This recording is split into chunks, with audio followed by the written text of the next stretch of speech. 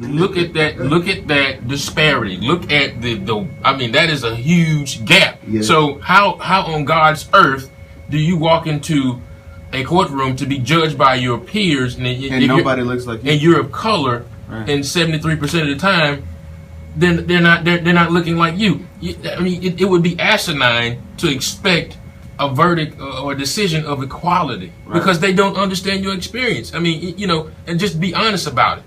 And if I'm a man, I don't know what it's like to be a woman. Right. I wouldn't know. Right. So vice versa, white people will have a hard time with what the African American experience is, and that's right. That's not any casting an aspersion on them. Right. But you just don't know. I don't know what it's like to be a roach. Right. I'm a human being. Exactly. And I think from your experience, I think that's another big thing that a lot of my white friends on Facebook. Somebody actually texted me because I was pretty heated the day after that no bill on Darren Wilson, and I got a text from one of my friends that said, "I didn't think you were one of those blacks." Wow. And she really couldn't understand why I was so fired up. And wow. I finally responded to her.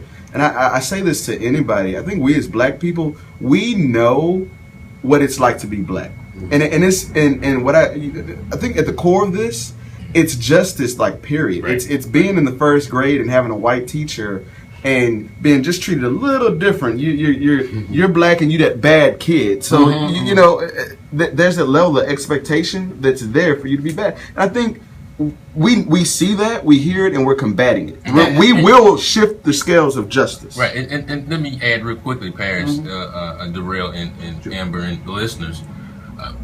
This is not. We're not making this a racial issue, right? Because justice should be served for all Americans, for all Houstonians, and so forth. Right. But it just so happens, Paris, Durrell, that those that are not getting justice right. are those of color. Exactly. Yeah. As we look at the numbers, this is not things that we're making up.